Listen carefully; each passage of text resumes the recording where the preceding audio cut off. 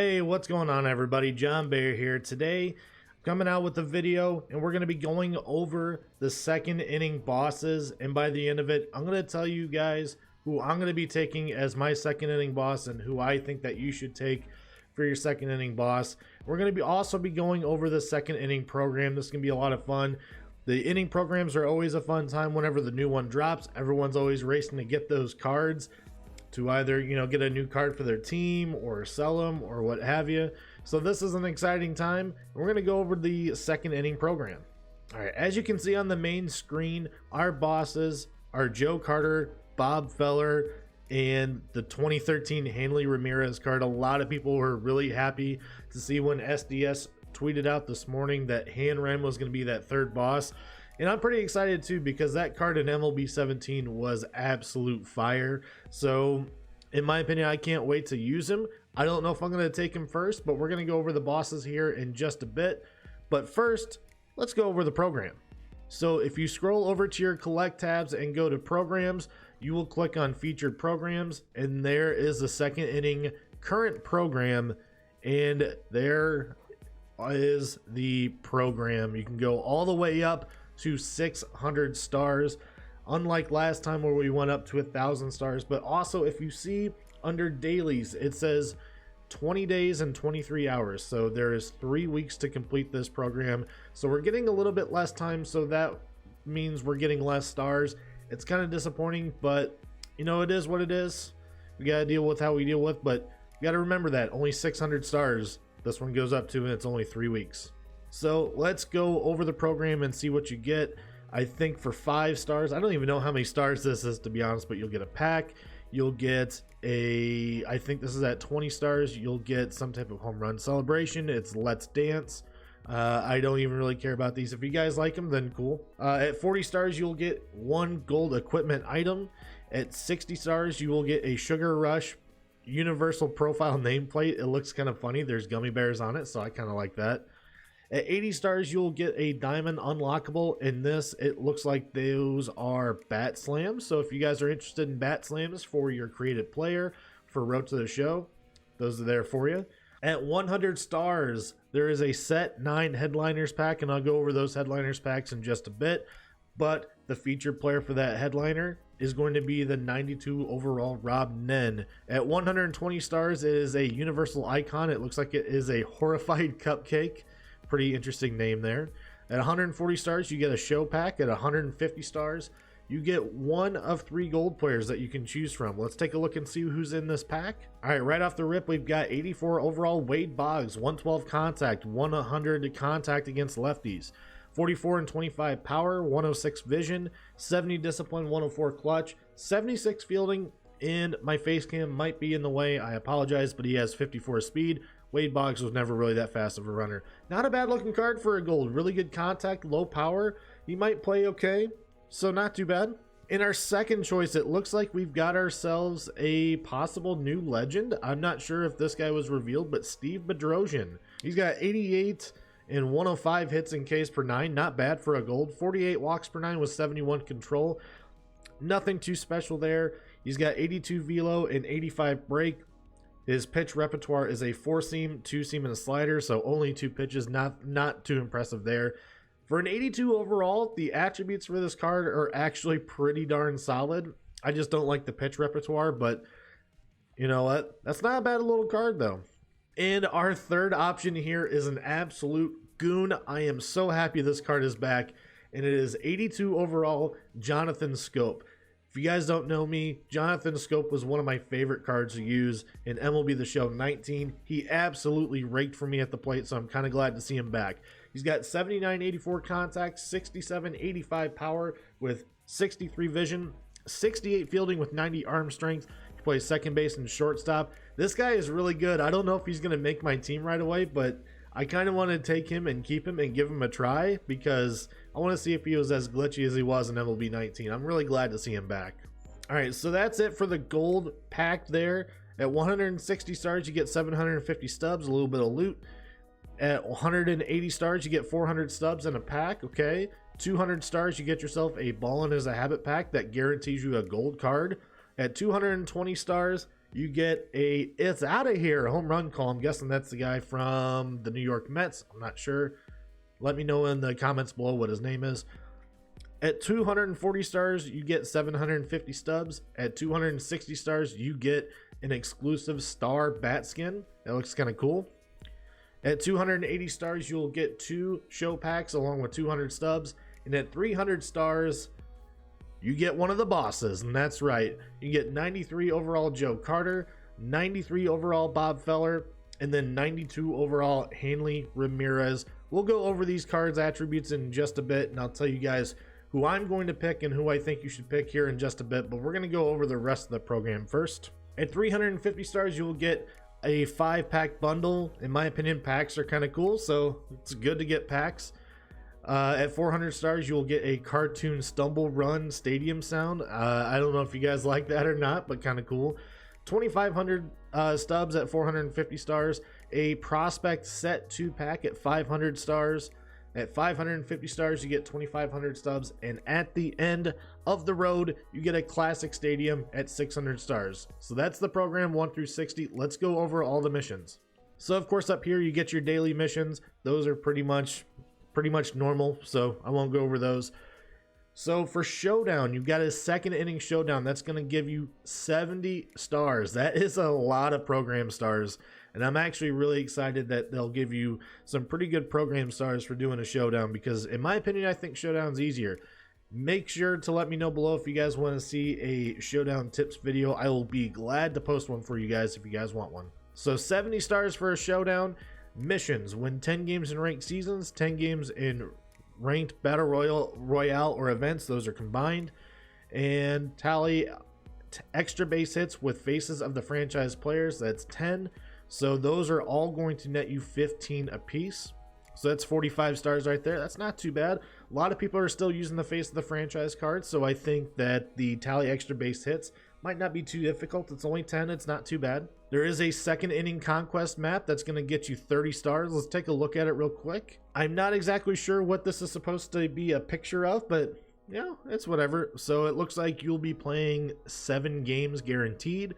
So that's not too bad. Shouldn't take you too long. Let's take a look at the goals for the Conquest. Capture the Padres on the first turn.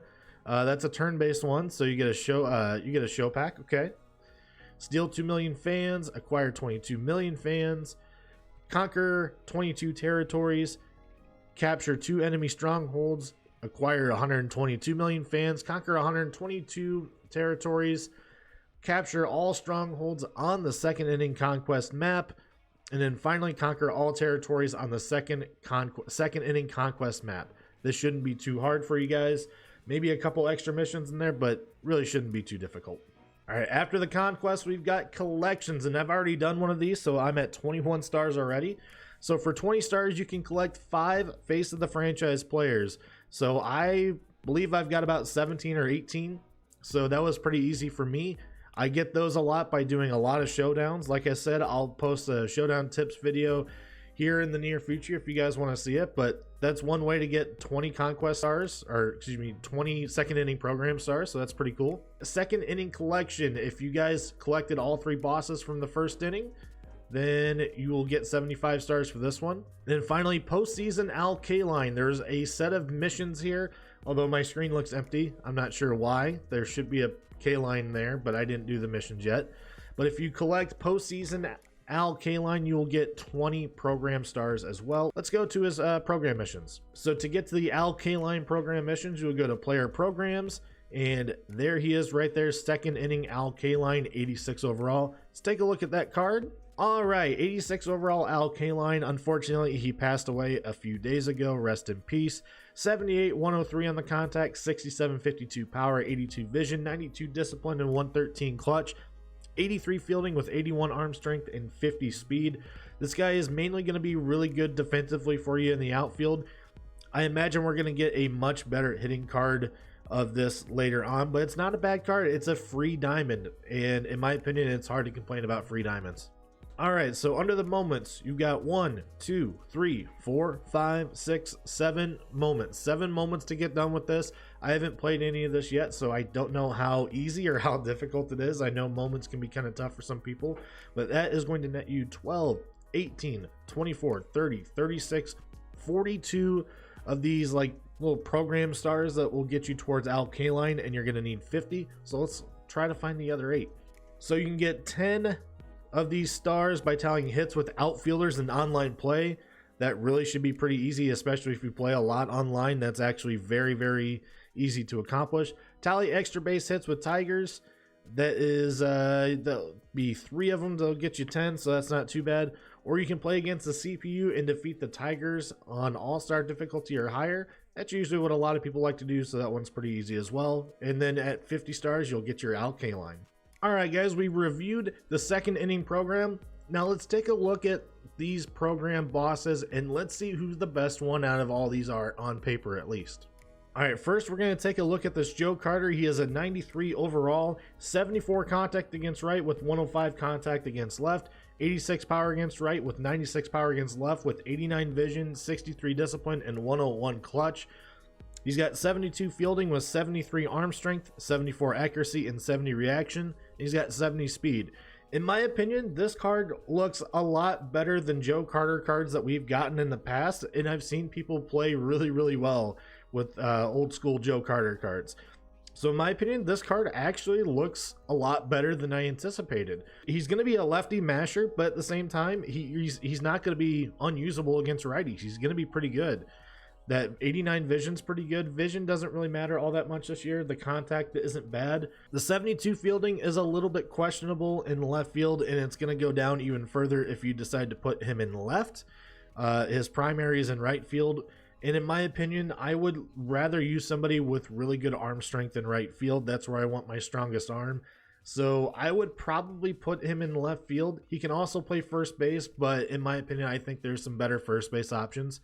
Overall, I think this card actually looks pretty darn good. I was actually really surprised to see how good his attributes would be.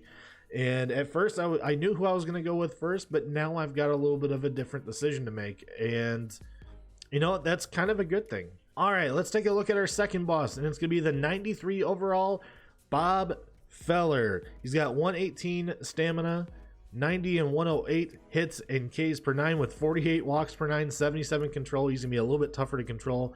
88 home runs per 9, 113 pitching clutch. He's got 95 velocity and 96 break. His pitch repertoire is a 4-seam fastball, a 12-6 curveball, a slider, and a changeup. His fastball, it looks like it averages 98 miles an hour. The curveball goes down to 80. The slider is at 86, and the changeup is at 82. Not a bad card. And in fact, you know, early on in the season, if you don't have an absolutely killer rotation, he's not going to be a bad card for you. But I will warn you, Bob Feller is not the hardest pitcher to read, even on the higher difficulties. He might be a little bit tougher because of his pitch speeds this year, but in my opinion, Bob Feller cards, they're usually not the best cards in the game here. But overall, I would say this card really isn't that bad. If you guys need some starting pitching depth, he's going to go pretty well for you.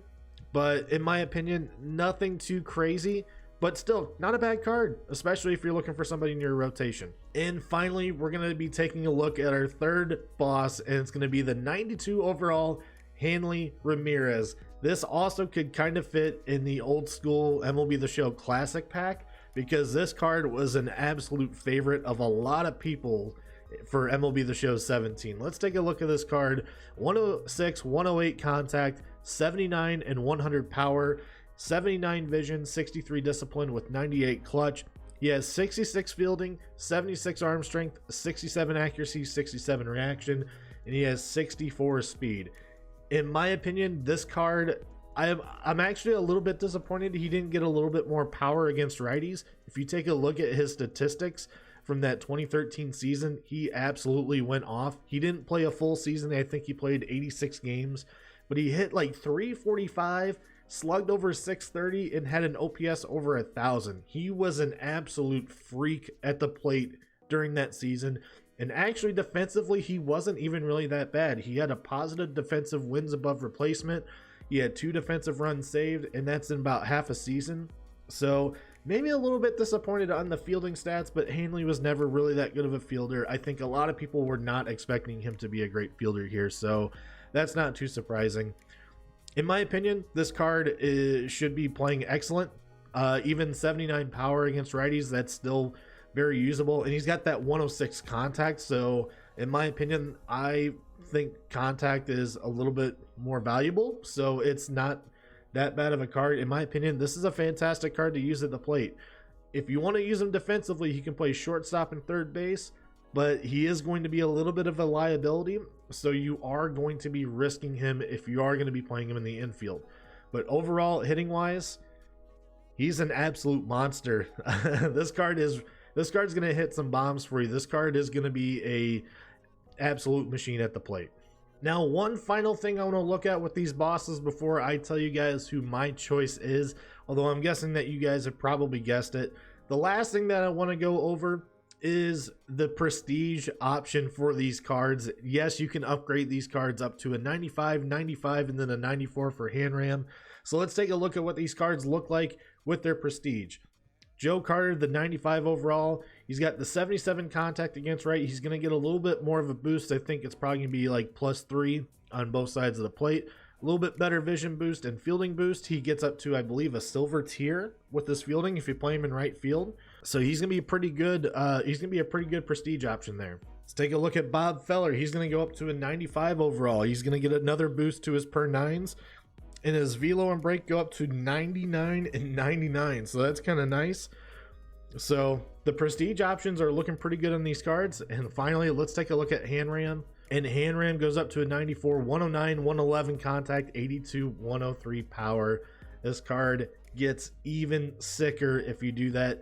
Not only that, he goes up to a 69 with his fielding. Very nice. And if you decide to play him at third base, he might stay at a bronze if you do that, if you decide to prestige this card. In my opinion, I mean, prestige, it's only going to make these cards better. So if you're impressed with all three, might as well prestige all three. All right, guys. So if you guys want to know who I want to take in this program, I think it's been pretty obvious since the way I've been talking him up. I really like that Hanley Ramirez card. I am probably going to take him as my second inning boss. I am really glad that this card is back in the game. I loved using him in MLB 17 back when I wasn't even that good of a player. So now that I'm a little bit better, I can't wait to see what I can do with that card. I am a little bit nervous about his defense, but in my opinion, I think you can kind of hide him at third base. We'll just have to see. We're going to have to give him a shot at third base and see how he does. And see if his defense really makes him that much of a liability in the field. If it doesn't make him a liability in the field, then you know what? Bombs a freaking way, because that card is going to hit all day, man. And I can't wait to use him. So in my opinion, that's who I think is the best card of the three. My second favorite is probably that Joe Carter. He's a lot more balanced than I thought. And his defense isn't bad in the outfield. I would probably prestige him to at least get him to a bronze fielding rating if you're going to put him in left field. But he's a pretty good first base option if you don't have anybody else there as well. And finally, in my third place, it's going to be Bob Feller. And it's simply just because I think Bob Feller isn't all that hard to hit. The pitch speeds are a little bit higher this year, but at the same time, you know, if you can catch up to him, then he becomes way more predictable and people can't use that fastball against you. And a couple other things that I do not like about that card. This particular version does not have a sinker. I remember in years past, I believe his Immortal version and his Signature Series version in the last 2 years both had sinkers. Sinkers are really overpowered this year, so the fact that he doesn't have one, it's a little bit disappointing. That and his control is very, very questionable, so he's going to be a little bit harder to pitch with. So in my opinion, he's probably my last choice of the three, but in my opinion, we got three pretty decent bosses though, so I'm pretty happy with what we got. Anyway, guys, let me know in the comments below who you guys are going to be taking for your second inning boss. Are you going to be taking one of them? Are you going to sell them on the market? Let me know in the comments below. I would really appreciate it. If you guys like this video, make sure to smash that like button. I would really appreciate it. And make sure to go follow me on Twitch. I usually stream about 5 to 6 days a week on there in the early afternoon. So make sure to go follow me over there. It's a lot of fun. We do a lot of ranked seasons grind, battle royale, events, all that good stuff. Anyway, guys, hopefully you guys enjoyed that video, and I will see you guys next time.